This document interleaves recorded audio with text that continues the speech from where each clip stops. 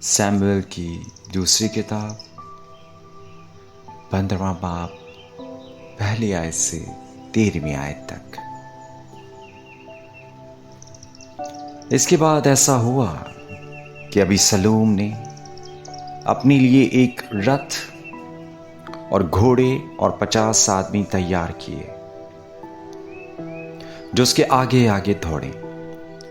और अबीसलोम सवेरे उठकर फाटक के रास्ता के बराबर खड़ा हो जाता, और जब कोई ऐसा आदमी आता जिसका मुकदमा फैसला के लिए बादशाह के पास जाने को होता, तो अबीसलोम उसे बुलाकर पूछता था कि तू किस शहर का है, और वो कहता कि तेरा खादिम इस्राएल के फलाने कबीला का है।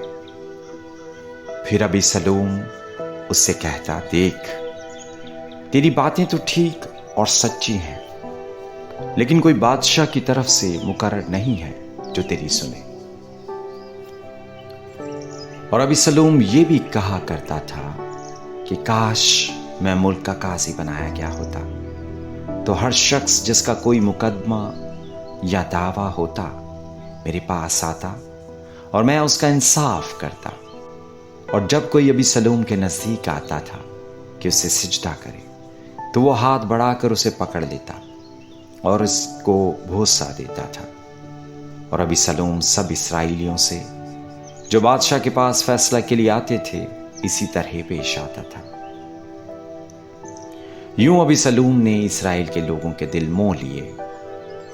और 40 बरस के बाद यूं हुआ कि अबीसलोम ने बादशाह से कहा, मुझे जरा जाने दे कि मैं अपनी मन्नत जो मैंने खुदावंद के लिए मानी है हबरून में पूरी करूं, क्योंकि जब मैं इराम के जसूर में था तो तेरे खादिम ने यह मन्नत मानी थी कि अगर खुदावंद मुझे फिर यरूशलेम में सचमुच पहुंचा दे तो मैं खुदावंद की इबादत करूंगा।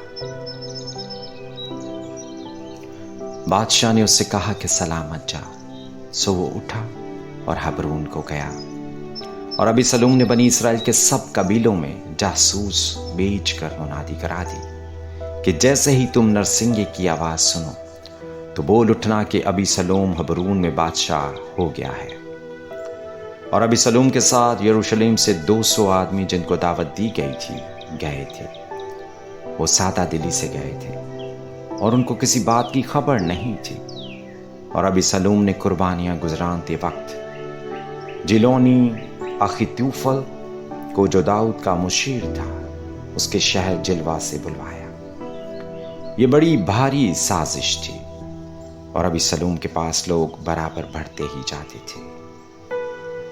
और एक कासिद ने आकर दाऊद को खबर दी कि बनी इस्राएल के दिल अबीसलोम की तरफ है। आमीन। मुकद्दस मत्ती की अंजील 7वां बाब 7वीं आयत से 11वीं आयत। मांगो तो तुमको दिया जाएगा, ढूंढो तो पाओगे, दरवाजा खटखटाओ तो तुम्हारे वास्ते खोला जाएगा।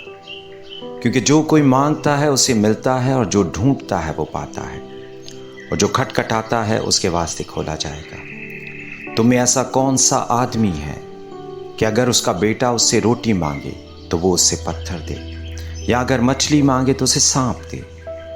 बस जब कि तुम बुरे होकर अपने बच्चों को अच्छी चीजें देना चाहते हो, तो तुम्हारा बाप जो आसमान पर है अपने मांगने वालों को अच्छी चीजें क्यों ना देगा। आमीन। ज़बूर 130 पहले आयत से। आए खुदावंद, मैंने गहराओं में से तेरी हजूर फरियाद की है। आए खुदावंद, मेरी आवाज सुन ले। मेरी इल्तिजा की आवाज पर तेरे कान लगे रहें। आए खुदावंद, अगर तू बदकारी को हिसाब में लाए तो आए खुदावंद कौन कायम रह सकेगा। पर मग़फ़िरत तेरे हाथ में है ताकि लोग तुझसे डरें।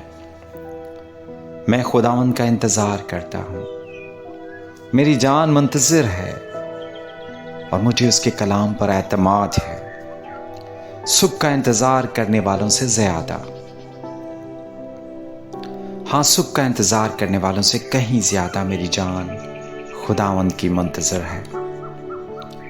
इसराइल, खुदावंद पर एतमाद कर, क्योंकि खुदावंद के हाथ में शफकत है, उसी के हाथ में फिदिया की कसरत है, और वो ही इसराइल का फिदिया देकर उसको सारी बदकारी से छुड़ाएगा। आमीन।